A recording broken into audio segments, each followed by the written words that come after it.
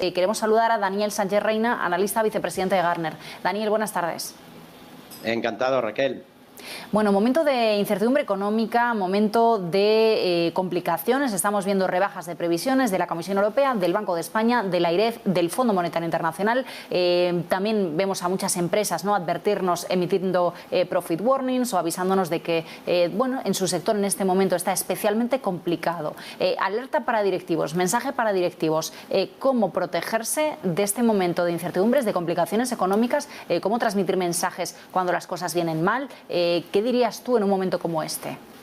Sí, pues sabemos perfectamente que en los países con un alto nivel de desarrollo, en los últimos 40 años aproximadamente hemos tenido una inflación que siempre se ha mantenido por debajo del 4%.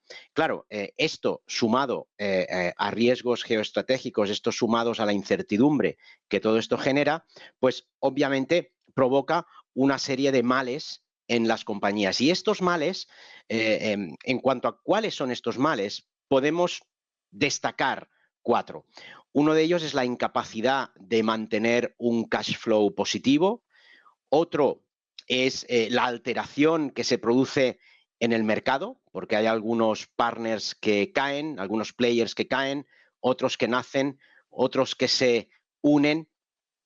También en cuanto al talento, las dimisiones o los abandonos de algunos trabajadores, sobre todo los más altamente cualificados, a otras empresas, provoca que, precisamente por varios motivos, entre otros, porque la empresa actual no sea capaz de equiparar un salario que se recibe desde fuera, pues además va a ser difícil encontrar un reemplazo para esos trabajadores, ¿no?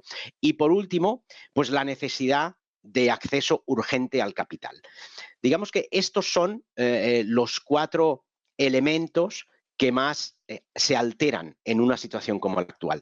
Vamos a dar algunas claves sobre cómo superar algunas de estas dificultades.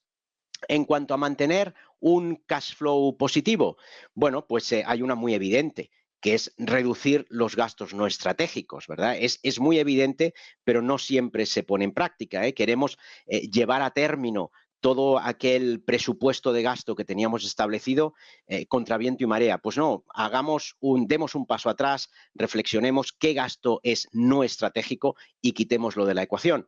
Otro elemento que puede ayudar, mejorar los cobros, ¿no?, por ejemplo, a través de sistemas como factoring, y demorar cuanto más posible los pagos. Son las dos caras de la misma moneda. Otra opción, negociar lo que se llaman escaladores de precio con los clientes, es decir, no vamos a hacer un incremento indiscriminado de precios, sino que vamos a ver qué precios tienen que escalar, qué precios tienen que subir en función de del valor de esa proposición de valor hacia el cliente. Otra recomendación podría ser, por ejemplo, negociar acuerdos a largo plazo con proveedores a cambio de unos precios estables. Y por último, para mí el gran protagonista siempre que hay una crisis o un momento de incertidumbre es la planificación de escenarios. Es decir, analizar qué 2, 3, 4 a lo sumo escenarios más probables tenemos ante nosotros, ver cómo tenemos que prepararnos para hacer frente a esos escenarios y llevarlo a cabo. De esta forma, cualquiera que sea el escenario final, estaremos preparados para abordarlo, ¿no? En cuanto al talento, en cuanto a ese talento que se nos va, ese reto que tenemos para la retención, también para la atracción, porque en muchos sectores y en muchas áreas funcionales es muy difícil contratar, ¿verdad? Pues aquí las recomendaciones serían precisamente, ¿no?, para aliviar esa presión, ¿no?, que muchas compañías no pueden hacer de nivelar los salarios a la inflación. Esto puede ser un gran problema para algunas compañías, pues en esos casos aplicar una política de caso por caso, que ahora comentaré un par de esos casos, pero hay un primer punto que es fundamental, tratar a los empleados no como robots, sino como seres inteligentes, ¿no? Por lo tanto, es fundamental determinar una estrategia comunicativa para que conozcan el impacto que está teniendo en los resultados, en las finanzas de la compañía, la situación actual. Este sería el principal mandato, esa comunicación. Después, en cuanto a esos caso por caso que comentaba antes, pues primero, priorizar, cuando se habla de incrementar salarios, priorizar esas unidades de negocio, esos roles que generan más valor a la compañía y aquellos que permiten diferenciarnos más de los competidores. Y otro caso por caso, ¿no? Valorar la exposición a la que estamos sometidos a perder talento, discutirlo con recursos humanos, que en general suelen tener más información sobre estos temas, y ver cómo se puede ver afectada la contratación, la atracción y la retención del talento en nuestras compañías para poder ejecutar la estrategia del negocio y en función de ello actuar caso por caso, ¿no? También podemos decir que en lo que respecta al personal, en la atracción y retención del talento, usemos o busquemos los llamados gig workers, ¿verdad? Son esos trabajadores que trabajan por proyectos, que normalmente están remotos, están en otros países y hay talento de muchísima calidad allí, ¿no? También podemos contactar con universidades, con startups, ¿no? Que a veces quieren algo más de seguridad y pueden aceptar la incorporación a nuestras compañías y también reinventar el EVP, el Employment Value Proposition, que es en muchos casos el gran olvidado. El Employment Value Proposition es cómo comunicamos hacia el exterior lo que tenemos que ofrecer hacia el exterior y hacia el interior también. Es decir, esas personas que están buscando empleo, pues digámosle qué talento se van a encontrar en nuestra compañía, ¿no? O qué van a aprender en nuestra compañía en los primeros 1 o 2 años. Esto para la generación Z es fundamental.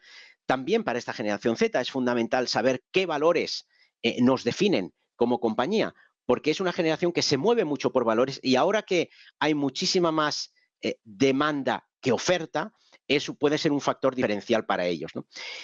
Por último, el acceso al capital, ¿no? Otra de las dificultades que nos podemos encontrar. Pues bueno, aquí hay una recomendación bastante obvia. Buscar financiación para esas compras a proveedores que son ineludibles y también para avanzar cobros. Ya para terminar, podemos ir más allá y aprovechar realmente este momento para hacer algo más, para pensar en el largo plazo, ¿no?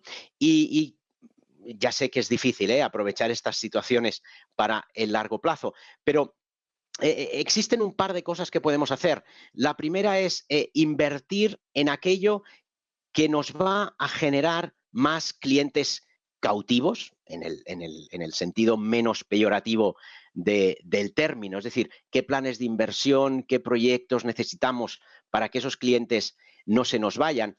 Y también, por supuesto, impulsar, sería la segunda recomendación, impulsar en estos momentos aquellas capacidades, ¿no? Aquellos productos, aquellos servicios que claramente nos van a distinguir de nuestros competidores, que a nuestros competidores les va a costar rivalizar con ellos. Pues son dos aspectos que podemos utilizar para el largo plazo, ¿no? Utilizando aquello de que no hay mal que por bien no venga a veces, ¿verdad? Pues estas son las recomendaciones que pondría encima de la mesa, Raquel. Daniel Sánchez Reina, muchísimas gracias, como siempre, un placer. Hasta la próxima. Buenas tardes. Un placer, adiós.